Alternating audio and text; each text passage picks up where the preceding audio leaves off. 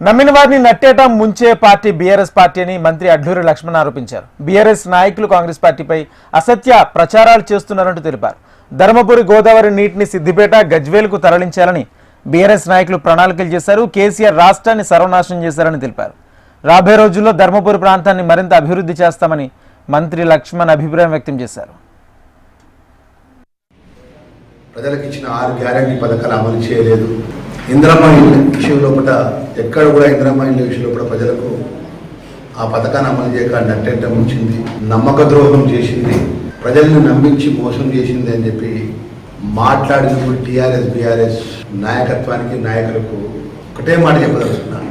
నమ్మినలకు నట్టేట ముంచే గుణము, నమ్మిన ప్రజల్ని పచ్చి మోసం చేసే ఒక నాయకత్వము మీ మాజీ ముఖ్యమంత్రి కేసీఆర్, మీ మాజీ మంత్రులకు, మీరు 2014 నుంచి 23 వరకు మేమే రాజులం మేమే మంత్రులమని పరిపాలించిన మీకుంటుంది.